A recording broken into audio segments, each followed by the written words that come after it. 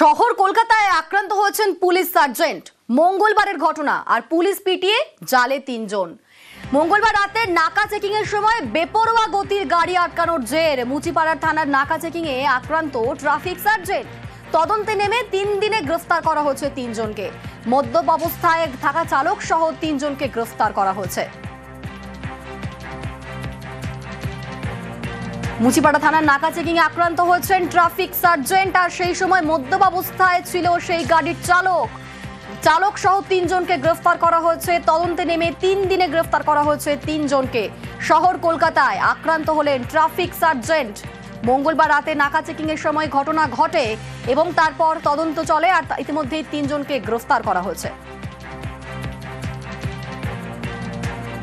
রাতে শহরে নাকা চেকিং এ আবারও প্রহিত কলকাতা পুলিশের সার্জেন্ট।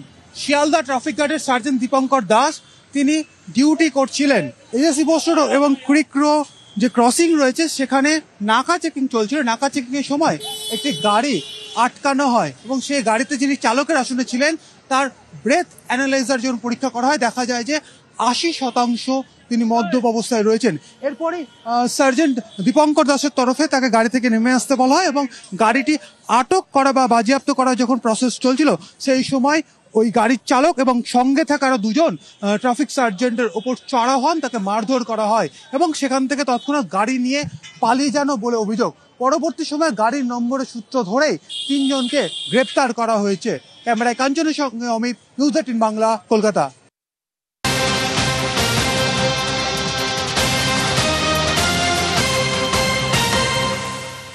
মুচিপাড়ায় আক্রান্ত হয়েছেন ট্রাফিক সার্জেন্ট। গত কয়েকদিন এলাকায় অসামাজিক কাজকর্ম বাড়ছে এবং এলাকায় সিসি ক্যামেরায় নজরদারি এবার হবে। 49 নম্বর ওয়ার্ডে 117টি সিসি ক্যামেরা ইতিমধ্যেই লাগানো হয়েছে। আমাদের সঙ্গে সরাসরি রয়েছেন প্রতিনিধি রৌনক। সিসি ক্যামেরা বসানো হচ্ছে এলাকায়, তাহলে কি এবার অসামাজিক কাজকর্ম কিছুটা হলেও কমবে? দেখো, একেবারে এই অসামাজিক কার্যক্রম দমানোর জন্যই কলকাতা পুলিশের তরফ থেকে সক্রিয় ভূমিকা নেওয়া হলো এবং দেখা যাচ্ছে 49 নম্বর ওয়ার্ডে প্রায় 117টি ক্লোজ সার্কিট ক্যামেরা ইতিমধ্যে লাগানো হয়ে গেছে এবং সরাসরি মুচিপাড়া থানার যে কন্ট্রোল রুম সেখান থেকে প্রত্যেকটি মিনিটে এই জায়গাগুলির নজরদারি করা হবে। একটি ওয়ার্ডের মধ্যে প্রায় 117টি ক্লোজ সার্কিট ক্যামেরা লাগানো হয়েছে এবং সূর্য সেন স্ট্রিট, রামমোহন লেন থেকে শুরু করে বিবি গাঙ্গুলি স্ট্রিট, অর্থাৎ একাধিক সোনার দোকান রয়েছে সেখানে। গত কয়েক বছরে দেখা গেছিল পুলিশের কাছে রিপোর্ট ছিল যে এখানে চুরি এবং ছিনতাইয়ের ঘটনা যত দিন যাচ্ছে বেড়েই যাচ্ছে। সে বিষয়ে নজর দিয়ে যাতে অপরাধমূলক কার্যক্রম কমানো যায় সেই কারণেই কিন্তু প্রত্যেকটি জায়গায় অত্যাধুনিক ক্লোজ সার্কিট ক্যামেরা ইতিমধ্যে কলকাতা পুলিশের তরফ থেকে বসানো হয়েছে। প্রায় 20 লক্ষ টাকা এই যে প্রকল্প তাতে ব্যয় করা হয়েছে এবং প্রত্যেকটি মুহূর্তের যে আপডেট এবং নজরদারি চালানোর জন্য কন্ট্রোল রুম খোলা হয়েছে মুচিপাড়ায় থানা এবং সেই কন্ট্রোল রুম থেকেই কিন্তু প্রত্যেকটি মুহূর্তের নজরদারি চলছে যাতে কোনো রকমভাবেই এই যে এলাকা, বিশেষ করে বিবি গাঙ্গুলি স্ট্রিট, পুরো এলাকা জুড়ে সোনার দোকান রয়েছে, কোনো রকম চুরি, ছিনতাই বা অসামাজিক কার্যকলাপ বন্ধ হয় বা সেগুলোকে যাতে দমন যায় সেই চেষ্টার জন্য কিন্তু। ধন্যবাদ রৌনক।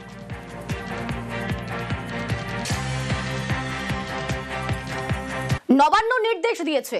নবান্নের নির্দেশেই ওষুধের দোকানে সরেজমিনে আধিকারিকরা। নিষিদ্ধ ওষুধের খোঁজে ওষুধের দোকানে পরিদর্শন।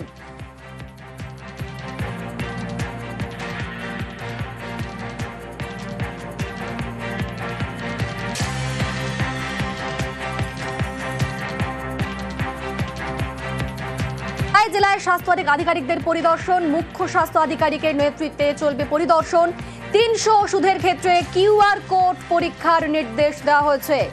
নবান্ন নির্দেশেই 300 ওষুধের ক্ষেত্রে QR কোড পরীক্ষার নির্দেশ।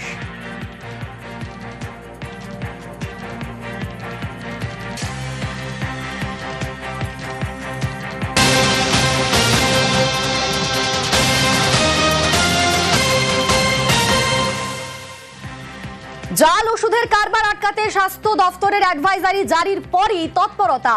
জেলায় জেলায় হোলসেলার্স অ্যাসোসিয়েশন, ব্যবসায়ী অ্যাসোসিয়েশনের সঙ্গে বৈঠক করবেন ড্রাগ কন্ট্রোলের অফিসাররা। আমাদের সঙ্গে সরাসরি রয়েছেন প্রতিনিধি সোমরাজ। কবে থেকে এই বৈঠক শুরু হবে এবং এই বৈঠকের আলোচ্য বিষয়বস্তুগুলো কি নির্দেশ দেওয়া হতে পারে, কি আপডেট পাচ্ছি আমরা? দেখো, গতকালই রাজ্যের তরফে 6 দফা অ্যাডভাইজারি জারি করা হয়েছে জাল ওষুধ আটকানোর জন্য। মূলত হোলসেলার ব্যবসায়ী এবং যারা খুচরো ব্যবসায়ী রয়েছেন তাদের জন্য এই 6 দফা অ্যাডভাইজারি জারি করা হয়েছিল। সেই 6 দফা অ্যাডভাইজারি কিভাবে কার্যকরী করা হবে, এই 6 দফা অ্যাডভাইজারি কেন জারি করা হয়েছে রাজ্য সরকারের তরফে, তা বোঝানোর জন্যই হোলসেলার ব্যবসায়ী এবং বিভিন্ন যে খুচরো ব্যবসায়ী সংগঠনগুলি রয়েছেন তাদের সঙ্গে বৈঠক করবেন ড্রাগ কন্ট্রোলের অফিসাররা। উদ্দেশ্য একটাই, যাতে সাধারণ মানুষ কোনোভাবেই এই জাল ওষুধ কিনে প্রতারিত না হন এবং যে নিষিদ্ধ ওষুধগুলি রয়েছে সেই নিষিদ্ধ ওষুধগুলি কোনোভাবেই যাতে কিনে প্রতারিত না হন, সেই কারণেই হোলসেলার ব্যবসায়ী যে সংগঠনগুলি রয়েছে বিভিন্ন জেলায় জেলায় এবং তার সঙ্গে যে খুচরো ব্যবসায়ীদের, অর্থাৎ যারা সরাসরি ওষুধ বিক্রি করে থাকেন, যাদের মাধ্যমেই আমরা ওষুধ নিই, সেই দোকানগুলির যারা সংগঠনরা রয়েছেন তাদের সঙ্গে বৈঠক করা হবে বিভিন্ন জেলায় জেলায়। আগামী সোমবার থেকেই সেই বৈঠকের প্রক্রিয়া শুরু হবে মূলত এই অ্যাডভাইজারি কার্যকরী করার জন্য।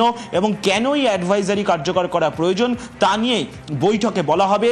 তাদের থেকেও যদি কোনো মতামত উঠে আসে সেই মতামতগুলিকেও নেওয়া হবে। পরবর্তী ক্ষেত্রে সেই মতামতগুলি কার্যকরী করা যায় নাকি তা নিয়েও পরবর্তী ক্ষেত্রে ভাবনা চিন্তা করবে রাজ্যের স্বাস্থ্য দপ্তর। আমাদের সঙ্গে থাকো তুমি সোমরাজ।